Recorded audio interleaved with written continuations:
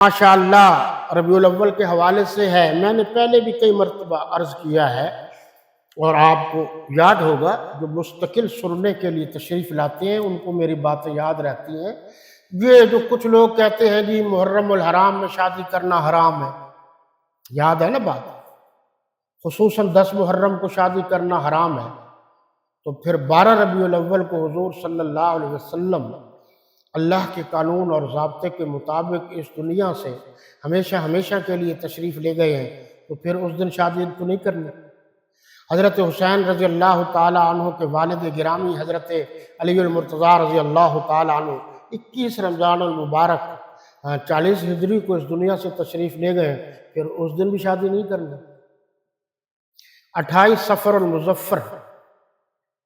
41 ہجری کو حضرت علی المرتضیٰ رضی اللہ تعالیٰ عنہ کے بڑے بیٹے حضرت حسین رضی اللہ تعالیٰ عنہ کے بڑے بھائی اس دنیا سے تشریف لے گئے ہیں، پھر اس دن بھی شادی نہیں کرنا۔ 3 رمضان المبارک کو حضور صلی اللہ علیہ وسلم کی چھوٹی بیٹی حضرت حسن حسین کی والدہ ماجدہ اس دنیا سے تشریف لے گئیں، تو پھر اس دن بھی شادی نہیں کرنا، پھر تو کوئی دن نہیں بچتا۔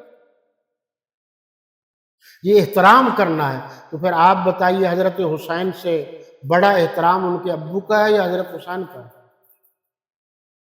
پھر آپ بتائیے کہ حضرت حسین کے نانے کا بڑا احترام ہے یا نواسے کا بڑا احترام ہے؟ اس لیے اپنی طرف سے بنائی گئی باتوں پر عمل نہ کیجیے، یہ ساری کی ساری باتیں غلط ہیں۔